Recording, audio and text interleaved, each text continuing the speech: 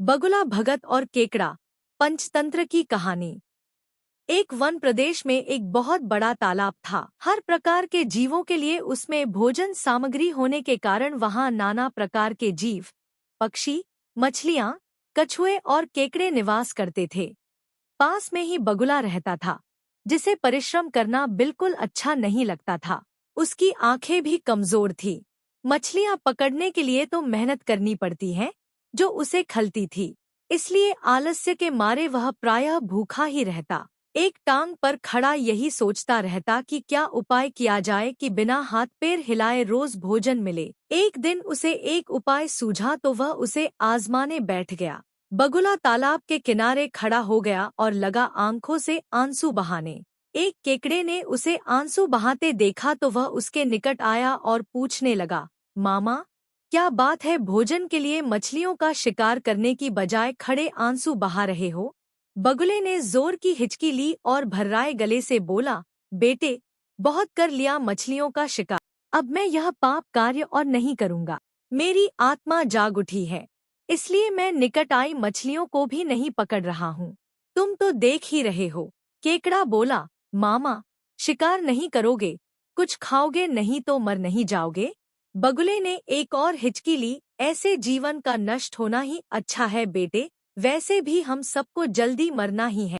मुझे ज्ञात हुआ है कि शीघ्र ही यहाँ 12 वर्ष लंबा सूखा पड़ेगा। बगुले ने केकड़े को बताया कि यह बात उसे एक त्रिकालदर्शी महात्मा ने बताई है, जिसकी भविष्यवाणी कभी गलत नहीं होती। केकड़े ने जाकर सबको बताया कि कैसे बगुले ने बलिदान व भक्ति का मार्ग अपना लिया है और सूखा पड़ने वाला है। उस तालाब के सारे जीव, मछलियां, कछुए, केकड़े, बत्तख व सारस आदि दौड़े दौड़े बगुले के पास आए और बोले, भगत मामा, अब तुम ही हमें कोई बचाव का रास्ता बताओ। अपनी अक्ल लड़ाओ, तुम तो महाज्ञानी बन ही गए हो। बगुले ने कुछ सोचकर बताया कि वहां से कुछ कोस दूर एक जलाशय है, जिसमें पहाड़ी झरना बहकर गिरता है। वह कभी नहीं सूखता। यदि जलाशय के सब जीव वहां चले जाएं, तो बचाव हो सकता है। अब समस्या यह थी कि वहां तक जाया कैसे जाएं। बगुले भगत ने यह समस्या भी सुलझा दी। मैं तुम्हें एक एक करके अपनी पीठ पर बिठाकर वहां तक पहुंचाऊंगा, क्योंकि अब मेरा सारा शेष जीवन दूसरों की सेवा करने में ही तो गुजरेगा। सभी जीवों ने गदगद होकर बगुला भगत जी की जय के नारे लगाए। अब बगुला भगत के पौबारा हो गई। वह रोज एक जीव को अपनी पीठ पर बिठाकर ले जाता और कुछ दूर ले जाकर एक चट्टान के पास जाकर उसे उस पर पटक कर मार डालता और खा जाता। कभी मूड हुआ तो भगत जी 2 फेरे भी लगाते और 2 जीवों को चट कर जाते। तालाब में जानवरों की संख्या घटने लगी। चट्टान के पास मरे जीवों की हड्डियों का ढेर बढ़ने लगा और भगत जी की सेहत बनने लगी। खा खाकर वह खूब मोटे हो गए। मुख पर लाली आ गई और पंख चर्बी के तेज से चमकने लगे। उन्हें देखकर दूसरे जीव कहते, देखो, दूसरों की सेवा का फल और पुण्य भगत जी के शरीर को लग रहा है। बगुला भगत मन ही मन खूब हंसता। वह सोचता कि देखो, दुनिया में कैसे कैसे मूर्ख जीव भरे पड़े हैं, जो सबका विश्वास कर लेते हैं। ऐसे मूर्खों की दुनिया में थोड़ी चालाकी से काम लिया जाए तो मजे ही मजे हैं। बिना हाथ पैर हिलाए खूब दावत उड़ाई जा सकती है। बहुत दिन यही क्रम चला। एक दिन केकड़े ने बगुले से कहा, मामा, तुमने इतने सारे जानवर यहाँ से वहाँ पहुँचा दिए, लेकिन मेरी बारी अभी तक नहीं आई। भगत जी बोले, बेटा, आज तेरा ही नंबर लगाते हैं।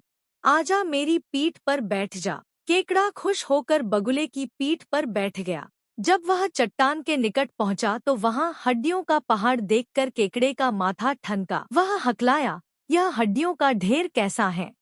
वह जलाशय कितनी दूर है मामा? बगुला भगत ठांठा करके खूब हंसा और बोला, मूर्ख, वहाँ कोई जलाशय नहीं है। मैं एक एक को पीठ पर बिठाकर यहाँ लाकर खाता रहता हूँ। आज तू मरेगा। केकड़ा सारी बात समझ गया। वह सिहर उठा, परंतु उसने हिम्मत न हारी और तुरंत अपने पंजों को आगे बढ़ाकर उनसे दुष्ट बगुले की गर्दन दबा दी और तब तक दबाए रखी जब तक उसके प्राण पखेरु न उड़ गए। फिर केकड़ा बगुले भगत का कटा सिर लेकर तालाब पर लौटा और सारे जीवों को सच्चाई बता दी कि कैसे दुष्ट बगुला भगत उन्हें धोखा देता रहा। सीखा, किसी की भी बातों पर आंखें मूंद कर विश्वास नहीं करना चाहिए। मुसीबत में धीरज व बुद्धिमानी से कार्य करना चाहिए।